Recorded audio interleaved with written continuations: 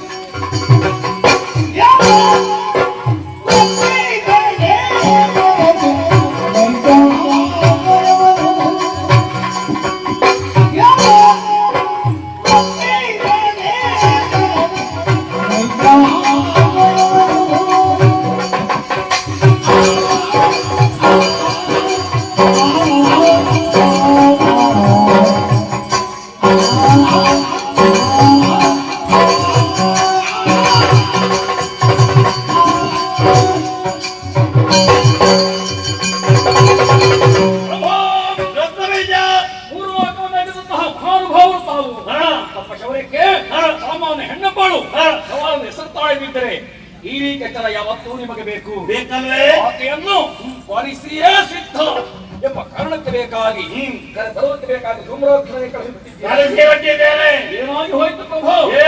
ಅಲ್ಪನೆ ಧೂಮ್ರಲೋಚನ ವಿಶೇಷವಾದ ವರವರ ಅವನಲ್ಲಿತ್ತು. ನನ್ನ ಕಣ್ಣುಗಳಿಂದ ಪ್ರಕೃತ ವಿಷ ಗಾಳಿ ಮೂಲಕವಾಗಿ ವಿರೋಧಿ ಸೇನೆಯನ್ನು ಕ್ಷಣ ಮಾತ್ರದಲ್ಲಿ ಸುಡುಕಡೆ ಮಾಡಬಲ್ಲಂತೆ. ಆದ್ರೆ ಅವನ ಆಟ ನಡೆಯಲಿಲ್ಲ. ಆಕೆ ಧ್ರುವಿ ದೇಹ ಕುಲಕಬೇಕು ಮುಂದಾದಂತಹ ಕಾಲ ಒಂದೇ ಒಂದು ಅವಳ ಹುಂಕಾರಕ್ಕೆ ಹೋದರಂತೆ. ಆ ಬಳಿಕ ಗಂಡಮಂಡರು ಯೋನಿಜರಿಂದಲಿ ಹಾನಿ ಇಲ್ಲದವರ ವಾಣೀಶ್ವರದ ಸಂಕಲ್ಪರಾಗಿದ್ದಾರೆ. ಏನಾಗಿ ಹೋಯ್ತವರ ಪರಿಸ್ಥಿತಿ ಆಕೆ ಕಂಡಾಕ್ಷಣ ಅವರ ಬ್ರಹ್ಮಚರ್ಯ ದತ್ತವಾಗಿ ಹೋಯಿತು. ಮನೋವೇಗ ಸಡಲಗೊಂಡಿತ್ತು. ಕೈಯಗದಾಂಡ ಅವಳ ಕೈವಶವಾಯಿತು. ಮದುವೆ ಹೊತ್ತಿಗೆ ಸರಿಯಾಗಿ ಮಹಾತಾಯಿ ಚಂಡಿಕೆಯಾಗಿಯೋ ಕಾಡಿಯಾಗಿಯೋ ಗೋಚರಕ್ಕೆ ಬಂದು ಹೋಗಿ ಮೇಲೆ ಜಗಾಟವನ್ನೇ ಆಡಿಬಿಟ್ಟಳಂತೆ. ರಾಜೇಶ್ವರಿಯಾಗಿ ಬೆಳೆದಳಂತೆ. ಇನ್ನು ನಿಮ್ಮಲ್ಲಿ ಕೇಳ್ತೇನೆ, ಏನನ್ನು ಗಾಳಿ ಹೊಡೆದು ಗುದ್ದಾಟ ಸರಿಯೇ? ಯಾವತ್ತು ಸರಿಯಲ್ಲ ನೋಡು. ಜಗಾಟ ಸರಿಯೇ ಮಾಡಲೇಬಾರದು. ನನ್ನ ತಲೆ ಗಟ್ಟಿ ಉಂಟೆಂಬ ಕಾರಣಕ್ಕೆ ಬೇಕಾಗಿ ಹೋಗಿ ಬಂಡೆ ಕಲೆಗೆ ಚಚ್ಚಿದೆ. ಬಂಡೆ ಪುಡಿ ಪುಡಿ ಆಗ್ಬೇಕು. ನನ್ನ ತಲೆ ಹೋಗಿ ಇದು ಕೂಡ ಹಾಗೆಯೇ ಏನಾಯ್ತು? ಆಕೆ ವಿಚಾರವಾಗಿ ಮಾಹಿತಿ ತಮಗಿದೆ ಇದೆ. ಗೊತ್ತಿದ್ದು ಅವಳನ್ನೇ ಮದುವಾಗಬೇಕೆಂಬ ಛಲವನ್ನೇ ವ್ಯಕ್ತಪಡಿಸುತ್ತಾ ಇದ್ದೀರಲ್ಲ ಪ್ರಭು. ಈ ರೀತಿ ಹಠ ಸಾಧನೆ ಬೇಕಾದ ಮುಂದಾದ್ರಿ ಎಂದಾದರೆ ಯಮನಾಳಕ್ಕೆ ಹೋಗುವುದಕ್ಕೆ ತಾವೇ ಕಂಡುಕೊಂಡು ಹಾಗಾಗಿ ಹೋರಿತು. ಆದ ಕಾರಣ ಎಚ್ಚರಿಕೆ, ಜಾಗ್ರತೆ, ಅವಳಿ ಮುಂದುವರಿ. ಹಾಗಾದ್ರೆ ನಿನ್ನ ಮನದ ಅಭಿಪ್ರಾಯಗಳೇನು? ಅದು ನನಗೆ ಇದು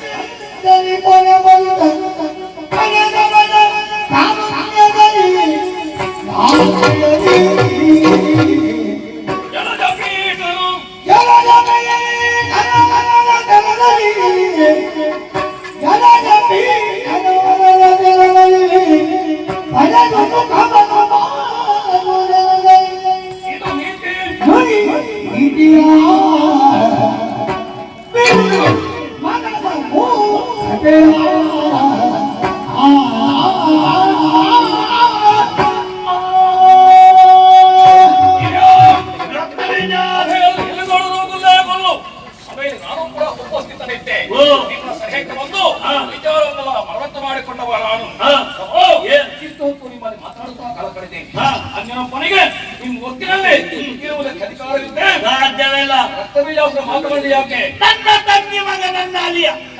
ನಿಮ್ಮ ಸೋದರಿಯರ ಅಲ್ವೇ? ಸೋಗ ಉಂಟು. ಮಂತ್ರಿ ಸ್ಥಾನ ಕೊಟ್ಟಿದ್ದೀರಾ? ಕೊಟ್ಟಿದ್ದೇವೆ. ಹಿಮ್ಮತವೇನು ಹೇಗೆ ಕೇಳಿಬಿಟ್ಟಿರಲ್ಲ. ಅದುವೇ ಸ್ವಾತಂತ್ರ್ಯ ಎನ್ನುವುದು ಚುಂಬನ ಆಸ್ಥಾನದಲ್ಲಿ ಪ್ರತಿಯೊಬ್ಬರಿಗೂ ಇದೆ. ಇದು ನಮಗೆಲ್ಲ ಅಭಿಮಾನವಾದ ವಿಚಾರವೇ ಸರಿ.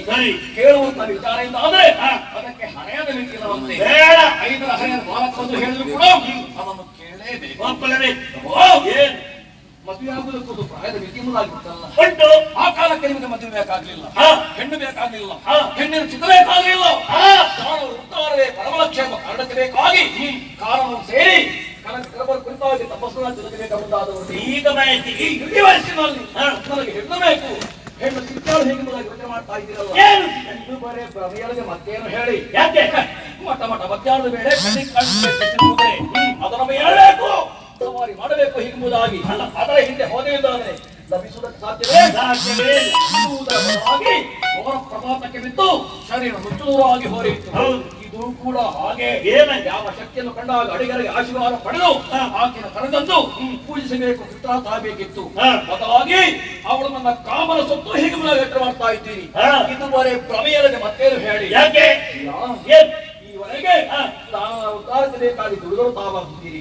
ಕೆಟ್ಟ ಸಸ್ಯಾದರೂ ಕೂಡ ನೆಟ್ಟ ಕೈಗಳಿಂದ ಕಿತ್ತು ಒಗೆಯಬಾರದು ಎಂಬ ಶಾಸ್ತ್ರ ವಚನ ಉಂಟು. ಬಹುಶಃ ಹೀಗಿರಬೇಕು ನಿಮಗೆ. ಕೋಶ ಸಂಭವ ಹೊರತಾಗಿ ನನಗೆ ಮನವೇ ಇಲ್ಲ ಎಂಬುದಾಗಿ ವರವನ್ನು ಪಡೆದಿದ್ದೇನೆಂಬುದಾಗಿ ಅಹಂಕಾರದ ಬೀಗುತ್ತಾ ಇದ್ದೀರಿ ನೀವು.